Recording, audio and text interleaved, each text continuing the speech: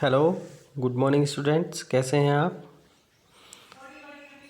Today I am going to discuss a very important topic that is pile foundation. What is pile foundation? Pile foundation क्या होती है? Basically pile foundation is the type of deep foundation.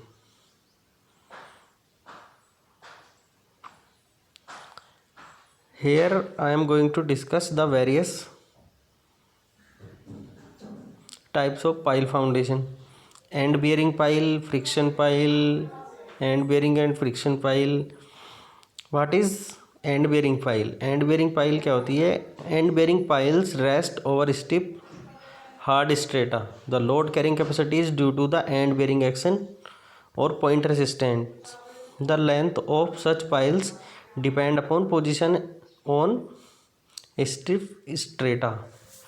And bearing क्या होती है? Actually and bearing piles में क्या होता है कि एक टॉप साइड से हम लोड लगाते हैं और वो दूसरे पॉइंट जो लोअर पोर्शन होता है वो जहाँ हार्ड स्ट्रेटा पर वो रुक रही होती है वहाँ वो उस लोड को ट्रांसफ़र कर देती है, इसलिए इन्हें एंड बेरिंग पाइल कहते हैं। Second one is friction pile. Friction pile क्या होती है?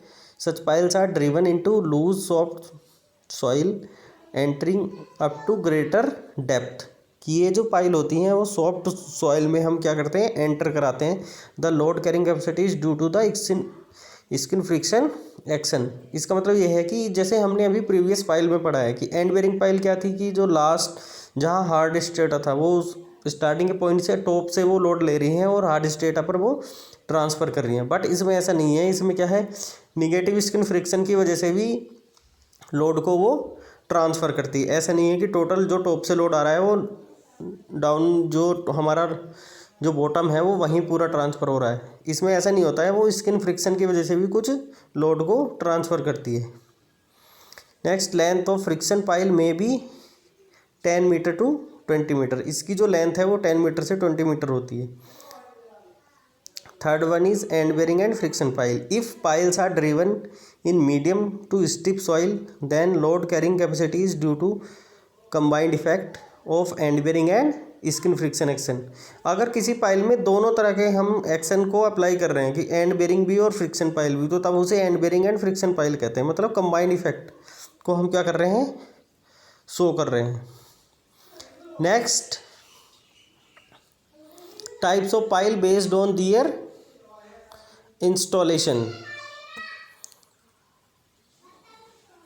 Types of pile based on their installation मतलब कि हम कैसे उसे इंस्टॉल कर रहे हैं। जैसे सपोज करो कहीं साइट है तो उस वहाँ ऑन साइट हम कैसे उसे इंस्टॉल कर रहे हैं उसके बेसिस पर भी कुछ कैटेगरीज में पाइल को कैटेगराइज करा गया है। जैसे driven and displacement pile. These piles are driven through hammering action. Such piles are essentially precast piles made up of wood and metal.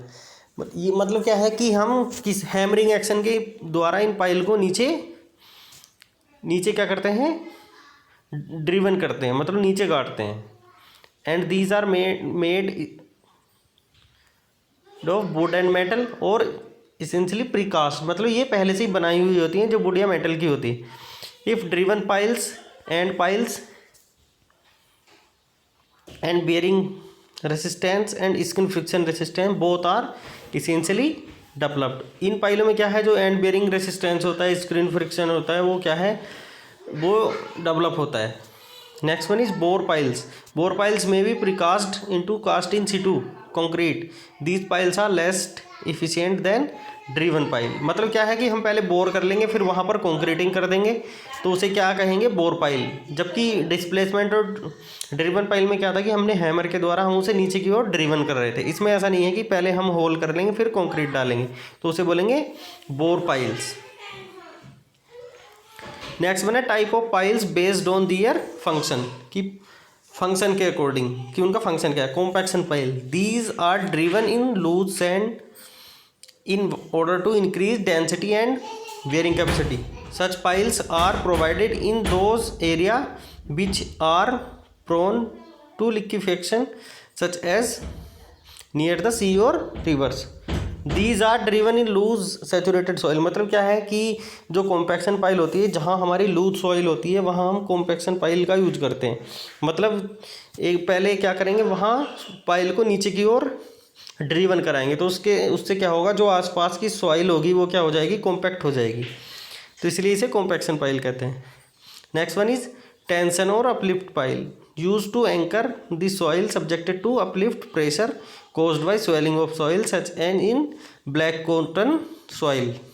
वहाँ हम क्या करते हैं, ब्लैक कॉटन जो सॉइल होती है वहाँ पर हम टेंशन पाइल का यूज करते हैं। Next one is fender pile. Fender pile is use to anchor the structure subjected to tidal waves caused by seismic action such as piles are provided in waterfront structure near the river or sea। जो हमारी जो वहाँ पर क्या होता है कि waves आती हैं, वाटर वेव्स आती हैं, टाइडल वेव्स आती हैं, तो उसकी वजह से क्या होता है कि एक मूवमेंट दिखाई देता है, तो वहाँ हम क्या करते हैं, फेंडर पाइल का यूज़ करते हैं। और ये कहाँ यूज़ करी जाती हैं, जैसे कोई स्ट्रक्चर है रिवर के आसपास है, समुद्र के आसपास है, तो वहाँ हम फेंडर पाइल का यूज़ करेंगे। जो वेव्स हैं, टाइडल वेव्स वगैरह हैं, वो उन्हें क्या करती हैं, रोकती हैं, उसे बियर करती हैं। Next one is batter pile. These piles are driven in incline direction to prevent horizontal thrust और इंक्लाइन फोर्स। वेटर पाइल क्या होती है कि ये इंक्लाइन डायरेक्शन में लगाई जाती हैं, जो हॉरिजॉन्टल थ्रस्ट और इंक्लाइन फोर्स वगैरह को क्या करती है, प्रिवेंट करती है। Next one is sheet pile, use to retain earth mass and also used below the hydraulic structure to minimize piping failure. Sheet pile क्या होती है कि एक तरह की सीट होती है, जैसे सपोज करो कोई ट्रेंच वगैरह हम खोद रहे होते हैं, तो उस टाइम जो सॉइल होगी वो नीचे की ओर ट्रेंच में जाएगी, तो हम क्या करते हैं, वहाँ सीट पाइल को यूज कर लेते हैं, जिससे वो सारी की सारी सॉइल क्या है, वो रुकी रहती है। नेक्स्ट वन है type of pile based on their material used, कि मटेरियल यूज़ के अकॉर्डिंग भी कुछ पाइल को कुछ टाइप में कैटेगराइज करा गया है। जैसे वुडन, अगर हम लकड़ी का यूज कर रहे हैं तो उसे वुडन या टिम्बर पाइल कहते हैं। स्टील का यूज करें तो steel pile, cast iron piles, concrete pile, sand pile. Here the most important type of pile is concrete pile. Generally this type of piles it widely used concrete piles.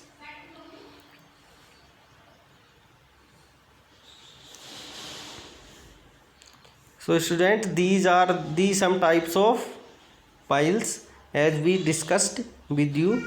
Thanks you.